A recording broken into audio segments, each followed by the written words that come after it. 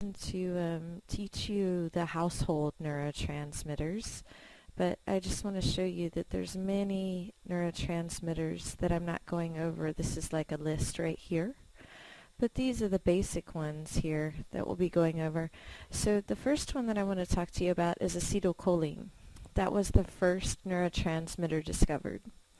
And the way that it was discovered was this guy named Otto Loewy. What he did was he had two frogs, and well, let me tell you actually the whole story. They have it written out in your textbook pretty well, so you can read it there, but they didn't know how the brain worked. They thought that everything was all electrical, but they couldn't prove it, and so Otto Loewy was a neuroscientist, and he was studying this. And one night he woke up in the middle of the night and something had come to him in a dream, and he wrote some words down on a piece of paper. But then when he woke up the next morning, he knew he had come up with something very incredible when he was asleep, but he couldn't read his writing, and so he was so mad all day just trying to think of, what did I write? What did I write? So the next night he had the same dream. And he woke up in his pajamas and went home and did the following experiment. Is he had two frogs, and he laid them down on the dissecting pan, and he anesthetized them and cut open their chest cavities so you could see their hearts. Okay, so this would be one frog's heart, this would be another frog's heart. Then he stimulated the vagus nerve, and the vagus nerve makes the heart slow down. So the heart number one would slow down, and then he scraped the fluid off the heart and he transferred it over to heart number two on the second frog, and he found that the fluid that he had transferred from heart number one to heart number two made heart number two slow down. So he was like, oh my goodness, this proves that that it's chemicals. Loewy put the first frog in a saline solution. Then he electrically stimulated its vagus nerve, the nerve that controlled its heart rate. The frog's heartbeat slowed. Next, Loewy took some of the solution and applied it to the heart of the second frog. What happened next was extraordinary. Without any electrical stimulation of its vagus nerve, the second heart slowed as well. This was the moment of discovery. Loewy realized that the vagus nerve of the first frog had released a chemical which had directed the frog's heart muscles to slow their contractions. Here was proof that the transmission of impulses among nerve cells and then to the heart muscle was chemical. Loewy had discovered the existence of the first known nerve chemical, now called a neurotransmitter. Today we know there are many neurotransmitters in the human. Here's his quote. The idea for the famous heart experiment came to Otto Loewy in his sleep. In Loewy's own words, in the night of Easter Sunday, 1921, I woke up, turned on the light, and jotted down a few notes on a tiny slip of paper. Then I fell asleep again. It occurred to me at 6 o'clock in the morning that during the night I had written down something most important, but I was unable to decipher the scrawl.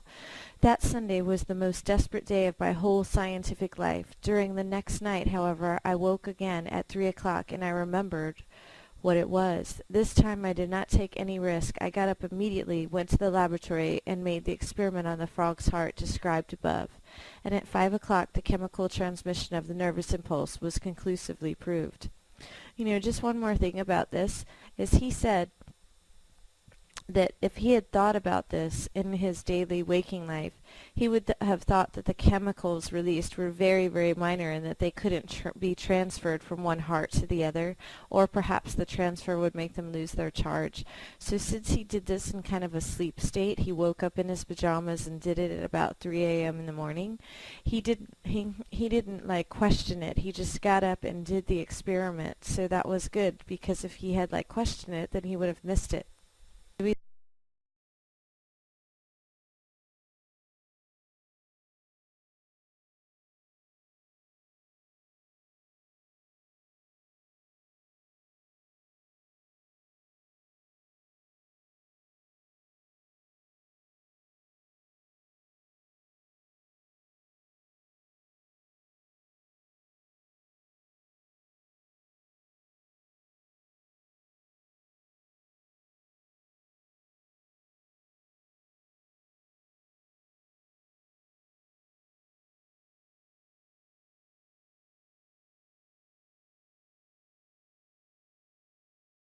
discovered, which is the first neurotransmitter discovered, is acetylcholine.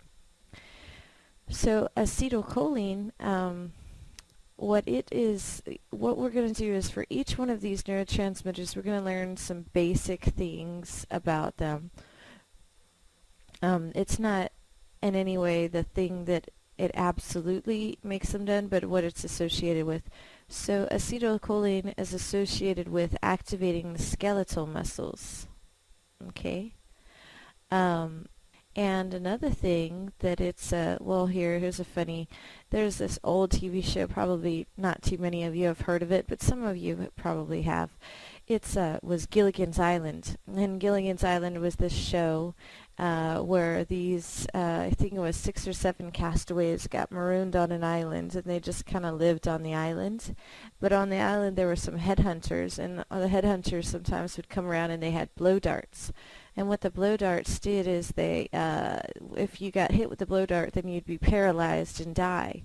So what they do, it had a chemical in it that would block all the acetylcholine receptors, so that's what would paralyze you, and you eventually would die. Also, certain animals, I'm not sure if they go over it in the textbook, but certain animals, they have a venom inside of them that will activate or block the acetylcholine receptors and again cause the same type of paralysis. So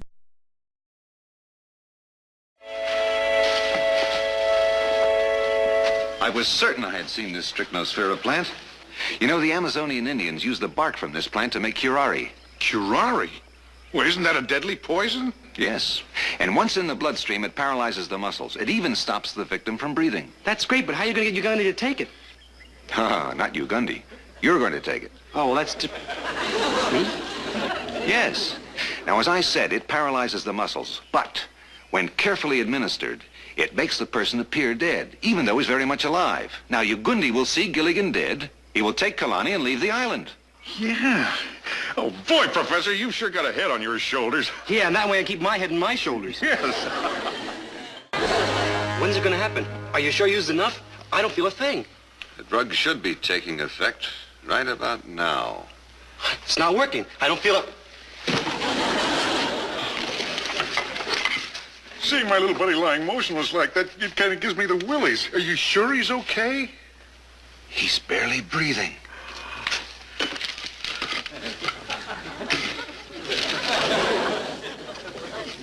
There's hardly any heartbeat.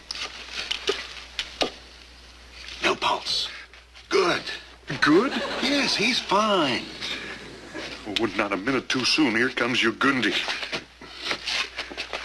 Awa.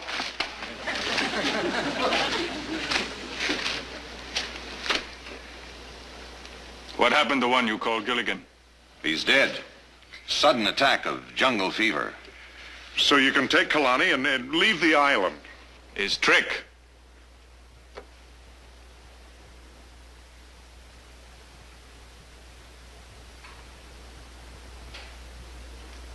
You speak truth. Gilligan now hunting on island and sky. He saved Kalani. That make him master of Matoba girl. We give him Matoba funeral.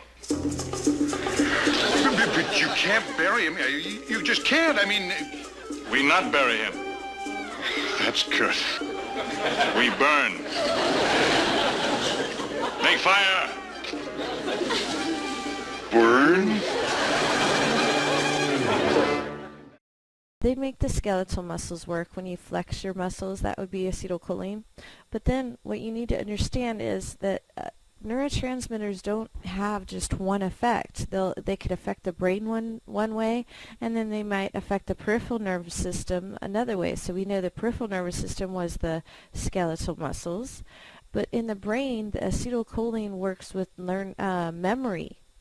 So with Alzheimer's patients, they tend to have lower levels of acetylcholine, and in fact, that's how they treat it. Is they try to give them massive doses of choline, which will inspire more acetylcholine. So acetylcholine is associated with memory. So the disease that's associated with acetylcholine is Alzheimer's disease. So for a lot of these neurotransmitters, I'm going to be teaching you their function, but then I'm also going to be teaching you the disease that's associated with them. Okay, so acetylcholine, the first neurotransmitter discovered. Otto Lowy, I'd like you to know the frog experiment. And I'd like you to know that acetylcholine activates the skeletal muscles and is associated with memory. Okay, let's go